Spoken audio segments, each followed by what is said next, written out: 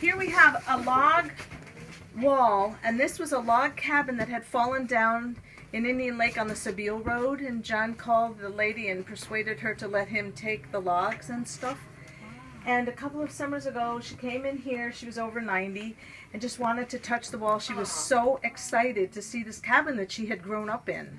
He owed Fred Freeman some money, and so the deal was that he would paint some things here in the store, and he got better and better as he went around. Oh, very good. He asked Mr. Whitney if he could buy it. And I came home from Vietnam in the mid-60s, and he made a batch of homebrew, and we got drunk in his shed, and that was still there. And I said, if you ever want to sell it, let me know. And he said, oh, I'll never go sell it.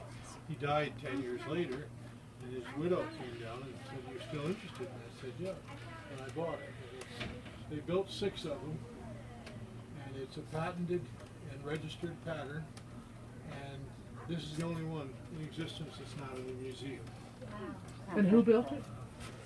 It was built by Birch Bark Boats of Wisconsin.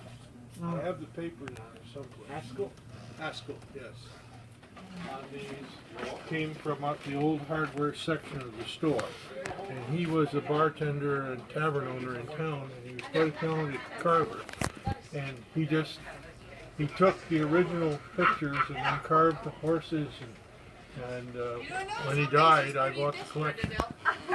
And, but every bit of hardware on him is out of the old hardware store.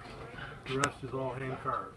I challenged John, of course. He called Cornell Extension, and they told him what to do. And we watered it for, I think, 6 months straight, winter, summer, spring, and fall. And it eventually grew its roots to where it sustains itself. This is the end of the original building, right here. This wall was removed, and this is a steel beam buried by pine. And then this is the end of the old warehouse building. Went from there to there, and it was 90 degrees off. The front of this building was right here, 6 feet from that tree. And you walked out of the store through a door up a ramp and into the warehouse. So I picked the warehouse up by jacking it up on 6x6s, and I drove a flatbed truck under it, let it down on the flatbed truck, and drove it across the street. And Wally came in and put the first pressure-treated foundation in Long Lake in.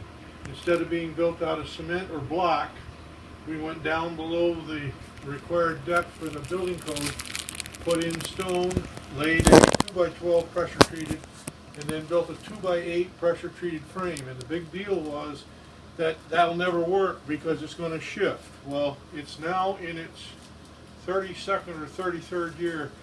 This building has moved. This one hasn't. Once we built this end and those 2 sides, we backed the tractor trailer in, put the building back on the new foundation. And I don't know how many people in Long Lake you know, but Dick DeShane was driving the town's front end loader, and when we set it on the building, it was crooked. And he was on his way someplace, and he stopped and asked us what we were doing. He said, well, we're trying to jack the building back over 10 inches and get it lined up. And he backed up the town's front end loader and whaled the building and popped right to where it was supposed to, and he drove off down. So I would invite you to come back, please. We have wonderful photographs and histories in binders if you ever want to look at it to see how things have evolved. Because we kind of forget how small the store used to be and how little by little we just, brought in all the property, all the buildings that were here and made it part of the store. So come see us.